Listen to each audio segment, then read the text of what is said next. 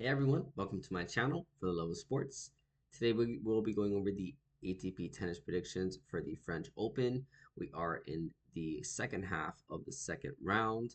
Some interesting matchups here, and I'm really excited to dive into this. I wasn't able to make a video yesterday, but I was able to make some bets on the post section of my channel. So make sure you're checking out that in case I add any plays. I'll go ahead and show some of those right here. So as you can see on the betting spreadsheet, I actually have two plays that are open. I have the Flavio Caboli money line versus Civic and Phil's money line versus Munar. So Caboli's money line actually did hit already. I'm just pending Arthur Feast, which is tomorrow. Well, today, I'm sorry, it's today's play. And then I also took Talent Greek Sport yesterday. That was for today's play. So I got a little bit ahead of myself. I added a two-leg parlay 2 days ago that I just thought Arthur Fils was like a lock, and I wanted to put Flavio Caboli with someone that I felt confident in.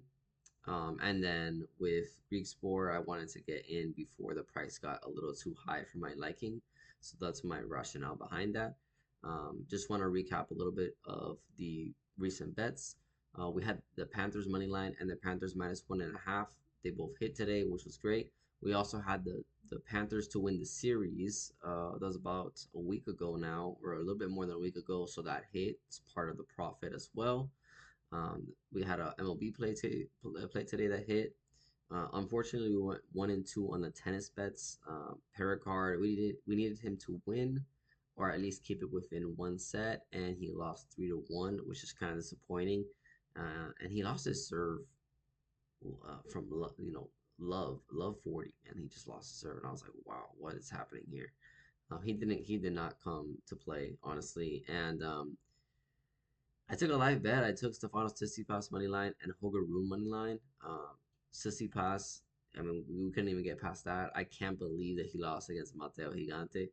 I was watching a little bit of the end of that game. I wasn't able to watch the whole match, but um, Stefanos Tsitsipas had just so many chances. I mean, just so many break points went and came and went and came, and I was just like, man, it's not his day. Unfortunately, he wasn't able to get that done for us, but I do like our outstanding two tennis bets that we have right there. And let's see if we add any others today.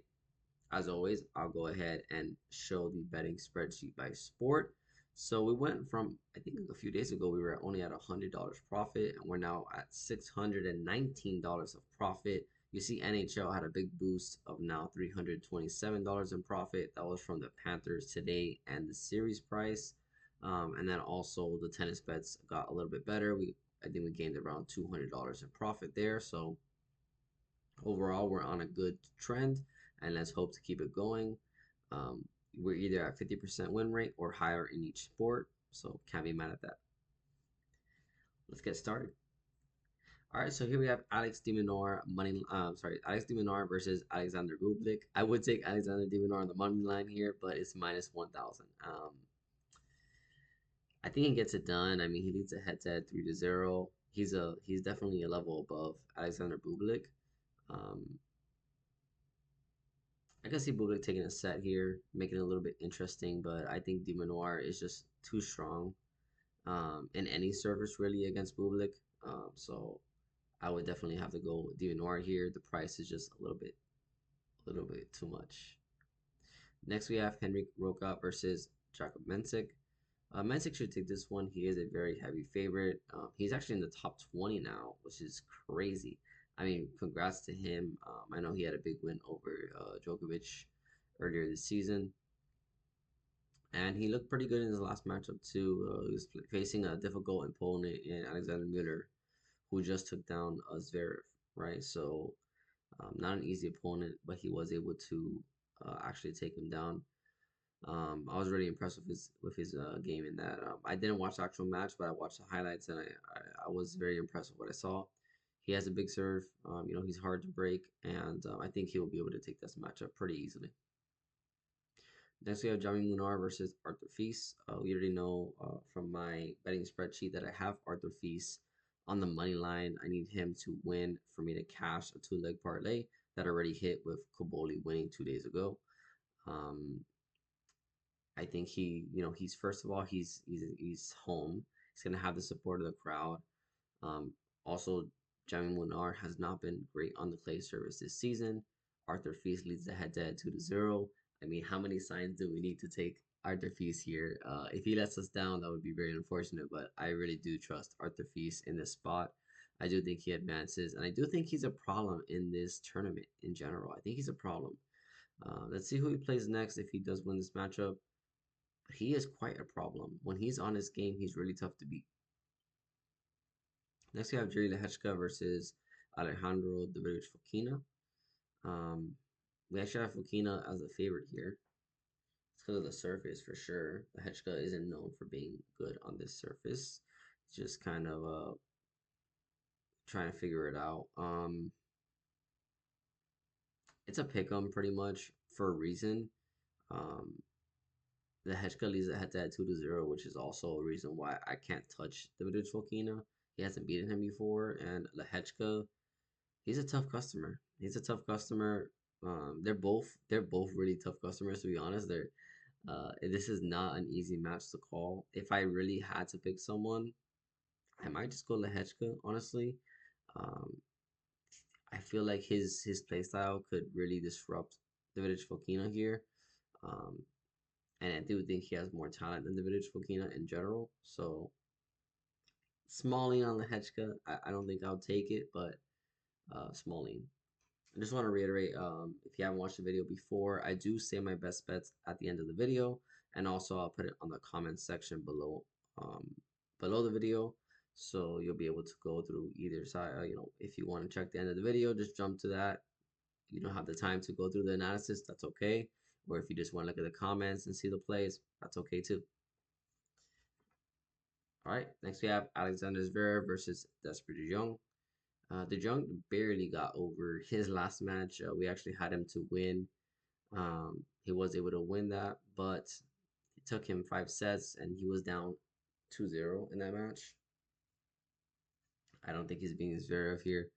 Zverev took it to Laurent Tien, which he should. He needs to prove that he is still a top dog in this surface, especially with that loss against Alexander Mueller.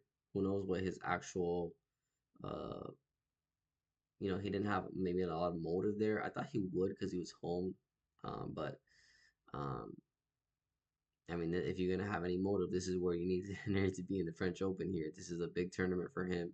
It's gonna be hard for him uh, to contend in the hard court. I think it's gonna be a little bit difficult.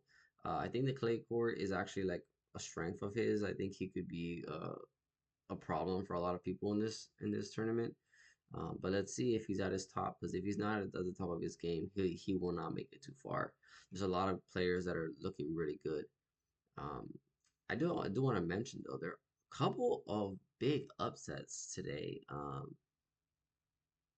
Francisco Cerundolo, he got beat by Gabe Diallo, not today, but it did happen. Stefanos Tsitsipas gone. Casper Ruud gone, and then that Casper Ruud was really surprising for me. I did not know he was injured. I did not know that. I didn't take him in any, parlay or anything like that either, just because his odds were so crazy. But I did think he was gonna win that match. If I would have known he was injured, that would have been a big plus money play for me. But Nuno Board just took it to him. Honestly, I saw the highlights and I was like, wow, that was tough. That was a tough game for Casper Ruud. But yeah, just a lot of upsets. I was not expecting. I mean, at least on the Australian Open, I don't remember so many crazy upsets. But like Matteo Gigante taking out Tsitsipas. I mean, Diallo taking out Cerundolo, I can kind of get it because he had beaten him before, and that play style is kind of hard against Cerundolo. That big serve, powerful player is kind of hard against Cerundolo, so I get that one. But Gigante versus Tsitsipas, I don't get it. I don't get that one. I don't know. I mean, let me know what you think in the comments. I'm curious. Next matchup here, we got Andre Rublev versus Adam Walton. Rublev is a huge favorite here, and he should be. He should be. He should take this matchup. Am I gonna touch it? Heck no. Heck no. Do I trust Andrew Rublev? Heck no. Will I be fading him in the next rounds? Probably. Let's see who he faces up against. But I probably will be fading him. I have not been impressed by him at all this season. Next, we have Jannik Sinner versus Richard Gasquet. This is Sinner. It's Sinner. I mean, the odds are too much, but it's Sinner. Should be straight sets too. If he loses one set, I mean, it's not a big deal. I don't think if he loses this match, that would be great. That would be like the biggest upset ever, but I really doubt that. Next, we have Alexander Shevchenko versus Ethan Quinn. This is a this is an interesting one. It is a pick 'em for a reason. It's a toss up. Ethan Quinn was actually down 2-0 against Dimitrov, but he took that third set and Dimitrov had to retire, so he ended up winning. So he didn't actually win the match, and Shevchenko actually won his match. He played quite well actually. So I guess you lean Shevchenko here just because he was able to actually finish that match and win it. We don't really know if Ethan Quinn would have won if Dimitrov. Well, actually, Dimitrov would have been healthy. It would have been fine. I think Dimitrov would have taken that up 2 sets, right? So at least Shevchenko here, but not something I'm gonna put money on. Next, we have Flavio Cobolli versus Matteo Arnaldi. Arnaldi leads a head-to-head 3-1. This is all on the clay too, so they have a lot of experience against each other on the clay. I will say though, Arnaldi had to play 5 sets to get that win, and wow, that was impressive. That was an impressive win. You got to give it to him. Very impressive win against Felix. And if anybody bets Felix, they know that Felix is known for this. He's known for this. He's known for losing these type of matches. He's up 2-0 and he just has one break and he kind of falls apart, and that's what happened. Honestly, Arnaldi started picking it up. The crowd started cheering him, and for Felix, that's a devastating one. It's a devastating one. That's why I really don't bet Felix. I don't really trust him, honestly. Um, yeah, that to see that he won that match is crazy. But Flavio Cobolli was able to take his match in straight sets, 3-0. So in terms of actual rest and fatigue, I mean, Cobolli's going to be less fatigued. Do I think this is going to be a close match? It's going to be a really close match. It's going to be 4 or 5 sets here. And even if it's 4 sets, I think it's pretty close. I don't think it's going to be like 6-2, 6-3. It's probably going to be, 6-4, 6-5. Sorry, 6-4, 7-5, something like that. Maybe a tiebreak. I don't know. These players aren't the best servers, but it could go to a tiebreak for sure.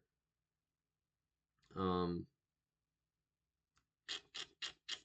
the head to head is what's scaring me. I want to go Cobolli, but the head to head is scaring me. The fact that he's beaten him Arnaldi has beaten him 3 times on the clay.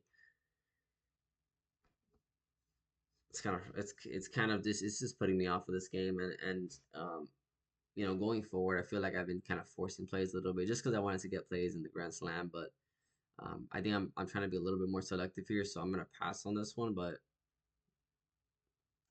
I would go Cobolli if I was betting this one. Next, we have Gabe Diallo versus Tyler Griekspoor. This is one that we already bet from yesterday. We put it in our post section, but we have Griekspoor on the money line. Griekspoor, man, I kind of I've talked about him multiple times. You guys may be tired of hearing it, but he's one of the most consistent players this season. He really is. He's just the definition of consistency. He's not gonna go ahead and make it to the finals, but he's gonna make it far. He's gonna win a couple matches, and he'll lose against the right opponent. If he plays against Jack Draper or Massetti or like one of these top dogs, and he's gonna be very hard for him to beat those kind of players. But he should be able to get it done against Gabe Diallo. Now, I know Gabe Diallo took down Francisco Cerundolo, but Francisco Cerundolo doesn't have a big serve. He can't really contend, serve for serve. And Tyler Griekspoor does have a big serve, so it's a battle of the two big serves. And I feel like tiebreak's probably coming. I trust Griekspoor in a tiebreak more than I do Diallo. Diallo's young, man. He's a young kid, and I trust Griekspoor and his veteran presence here. Next, we have Cam Norrie versus Federico Agustin Gomez. I actually forgot about this one. This is I took Medvedev on the money line against Cam Norrie, and that did not go well. I just can't believe Medvedev lost that set. He was up 5-3 in the last set. And he got broke. And he got his set. He got his serve broke. I mean, Medvedev, what are you doing, brother? What are you doing? He had the match. He had the match. He came back. He had the match, and Norrie was up 2-0. Medvedev won the next two, and he's up 5-3 in the last set and loses. Oh my goodness. There's been a lot of tough matches like that. But shout out to Cam Norrie. He didn't stop fighting.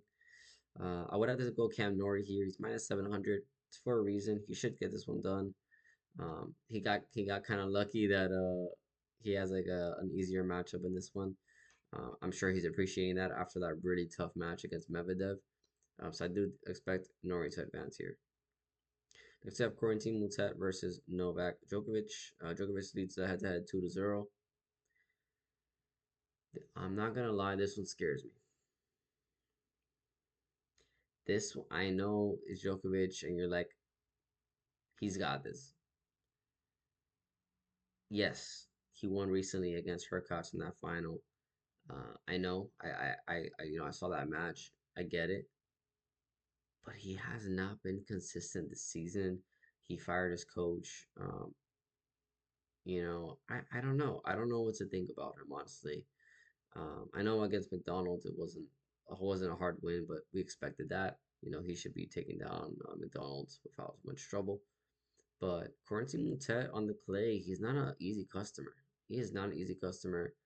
Um, Even if Djokovic does win this one, I expect this one to be a little bit closer than people think, especially that the odds say. I would expect Moutet to get at least one set here. Next, we have João Fonseca versus Pierre Hughes Herbert. We actually had a small lean on Fonseca against Hurkacz. We didn't end up putting the trigger, but he ended up smacking Hurkacz. It wasn't even a close match. Kind of pointed, we hinted at fatigue for Hurkacz, and it did show. He couldn't deal with the mobility of Joao Fonseca, and when his serve isn't at top performance, he's gonna struggle. So Joao Fonseca was able to take full advantage there. He's a huge favorite today. I do think he advances. I just can't touch it because of the odds, but I do think Fonseca advances here. Then we have Denis Shapo versus Filip Misolic. Um, um, I don't know. Shapo definitely has a higher rating than him.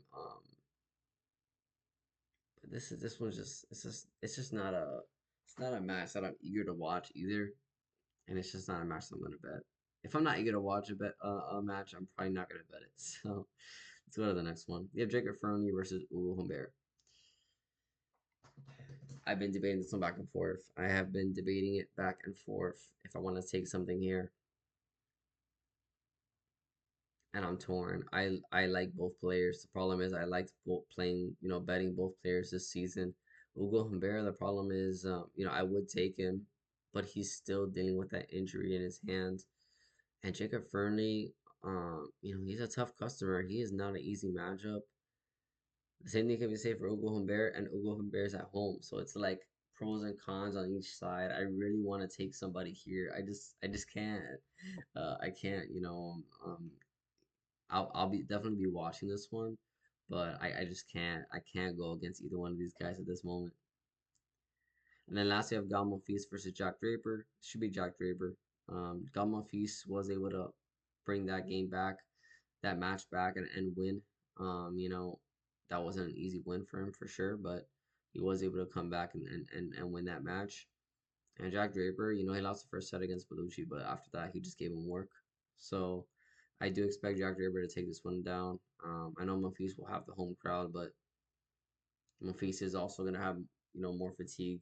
He's played a longer match. So definitely Jack Draper there. That's all we got for today. So um, I don't have any additional plays. I wasn't able to find additional value. I like the two plays that I already had from yesterday and the day before.